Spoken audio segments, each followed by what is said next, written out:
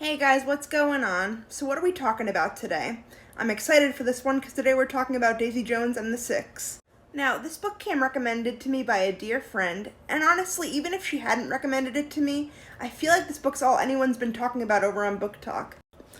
Now, it's structured kind of like one of those music documentaries, like a behind the music that I think it was like VH1 or something used to do, where like they interview the band members and they talk about how they formed, and the whole thing is written almost like in dialogue, like they're talking to the interviewer. So it'll be like Daisy colon says whatever she's gonna say. Another bandmate says whatever they're gonna say. And that narrative structure is really interesting to me. Not only because the fact that it's dialogue and the way that it's spaced kind of makes it faster to read. I'll insert a picture of what one of the pages looks like here, hopefully. But also, when the band has different things happen to them, different performances and whatnot, you get various perspectives on how that night was for the different band members, and I think it's interesting to see all those different vantage points. The novel starts out with the formation of the band The Six, which was frontmanned by Billy Dune and his brother Graham on bass guitar. Kind of alongside that story, we also see the rise of Daisy Jones, who starts out as an independent singer, but eventually will come to join the band for one glorious album. Most of these characters have a tragic backstory in some way. Billy and Graham, their father walked out on them when they were children, and Daisy, even though she was born wealthy, did not have the best home life. Her father was a painter and her mother was a model, and they were so busy kind of living their own lives of luxury that Daisy kind of got sidelined. The things that all of these characters' backstories have in common is, a hunger to make it big and a hunger to create music. And it's really, it is inspirational to a great degree to see how these characters fight for their dreams, despite their setbacks and, eventual addictions and things that plague them and whatnot, relationship drama. Despite all that, it always comes back down to their desire to create, and I think there's something wholesome in that.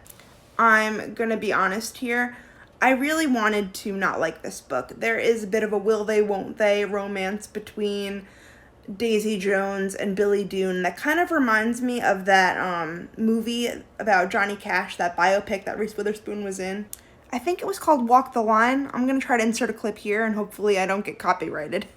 But really, those two stories, the story of June Carter and Johnny Cash, and this story with Daisy Jones and Billy Dune, I feel like they share a lot of similarities. And even this book was recommended by Reese Witherspoon's book club, so immediately my conspiracy theory flags went up. I was like, there's some sort of thing going on because these stories seem very similar to me.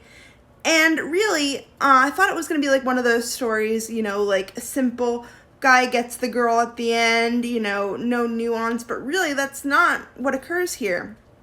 We see a really complex relationship between Daisy and Billy that can be defined as so much more than a will they, won't they romance. There's layers of friendship, there's all this stuff, and the ending does not play out how you might expect. And I think Taylor Jenkins Reid deserves a lot of credit for that. Another cool thing too, this book is really about a lightning in a bottle moment. Essentially, this band as it formed with Daisy Jones has this one really smash hit album that they formed from it called Aurora, and their rise to success. And at the end of the book, there's actually lyrics for all the songs from that album. And considering that this is a novel and that Taylor Jenkins Reid had to come up with all these songs and kind of fit them lyrically, I think that's also, a notch in her belt. I would say the book is a quick read, including the pages with the lyrics.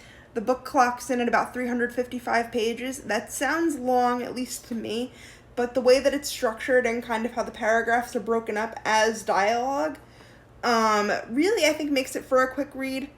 And the characters are so interesting and have such interesting spins on things that you just want to know more about them and read more about them constantly. I thought, all of the key members of the band were really fleshed out. It wasn't just the Billy Dune and Daisy Jones variety hour. They had the drummer, they had the bassist, they had the rhythm guitar. All these characters and the keyboardist, for example, all these characters had their own spin on things. and they all had their own views, and I really feel like I knew each one of them by the end of the book. And I would say that the main narrative is told from the perspective of 7 or so of the people involved in the making of the album that I'm referring to, Aurora and the band. So about 7 perspectives that we really get a deep analysis from. And I do think, I think it's a rare thing to feel like 7 characters well in a book. Like that's an ambitious undertaking in and of itself. And I think that's a very rare thing, at least that I've come across, to feel like 7 characters well. You know their motivations, you know what drives them, you know their personalities, all that. Overall, I'm going to say that this book was really unique for me, and I thoroughly enjoyed reading it. In terms of rating it, I'm going to have to go with, let's say, an 8 out of 10. I really enjoyed it. I really, really did. There were some cliches and stuff that I was just kind of tired of, and maybe that's not necessarily Reed's fault. I mean, there are certain stories that you need those cliches, but I'm just kind of, I don't know, over it a little bit. But I don't even think those cliches necessarily take away from the book. It's just something I didn't necessarily enjoy, and once you read it, I think you'll know what I'm talking about. Again, I don't want to really get into spoilers. But that being said, I want to know what you guys thought. Have you read this book, or do you want to read it? I'm always interested to know your guys' thoughts in the comments. If you like these book reviews, make sure you hit subscribe because I got more coming.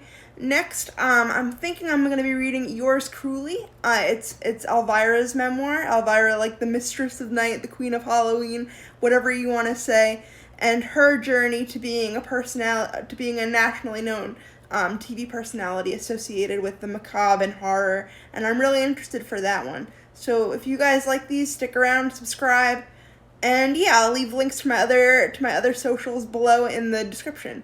But thank you so much, and have a nice day, everyone.